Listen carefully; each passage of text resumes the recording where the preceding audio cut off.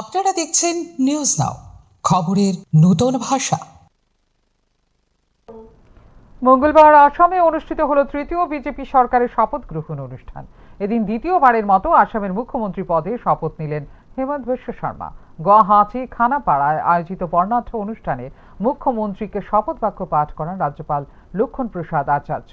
এই শপথ গ্রহণ সহ বৈঠকে উপস্থিত ছিলেন প্রধানমন্ত্রী নরেন্দ্র মোদী, স্বরাষ্ট্রমন্ত্রী অমিত শাহ, প্রতিরক্ষা মন্ত্রী রাজনাথ সিং সহ বিভিন্ন রাজ্যের মুখ্যমন্ত্রীরা। হেমন্ত বিশ্ব শর্মার পাশাপাশি নতুন মন্ত্রিসভার 5 জন সদস্য এদিন শপথ গ্রহণ করেন।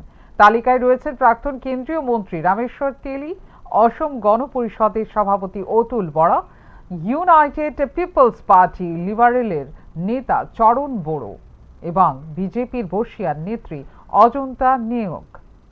শপথ অনুষ্ঠানে বিজেপি শাসিত বিভিন্ন রাজ্যের মুখ্যমন্ত্রী, বিজেপির জাতীয় নেতৃত্ব, শিল্পপতি এবং বিভিন্ন ক্ষেত্রের বিশিষ্ট ব্যক্তিত্বরা উপস্থিত ছিলেন। মই শ্রী হিমন্ত বিশ্ব শর্মা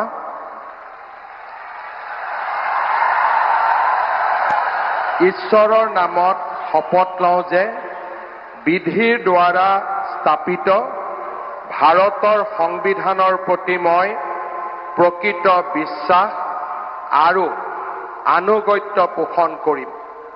মই ভাৰতৰ সাৰ্বভৌমত্ব আৰু অখণ্ডতা অক্ষুণ্ণ ৰাখিম।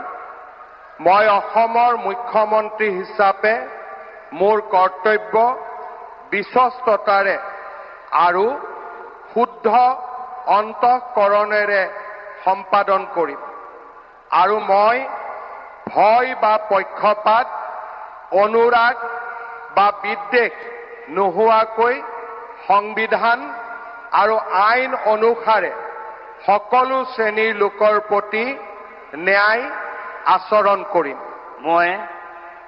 মই শ্ৰী হিমন্ত বিশ্ব শৰ্মা ঈশ্বৰৰ নামত শপত লওঁ যে মই অসমৰ মুখ্যমন্ত্ৰী হিচাপে মোৰ কৰ্তব্যৰ যথাযথ সম্পাদনৰ বাবে আৱশ্যক হোৱাৰ বাহিৰে মই এনে বিষয় যি অসমৰ মুখ্যমন্ত্ৰী হিচাপে মোৰ বিবেচনাৰ বাবে অনা হ'ব বা মোৰ জ্ঞাত হ'ব, তেনে বিষয় মই কোনো ব্যক্তি বা ব্যক্তিসকলৰ ওচৰত প্ৰত্যক্ষ বা পৰোক্ষভাৱে অৱগত বা প্ৰকাশ নকৰিম।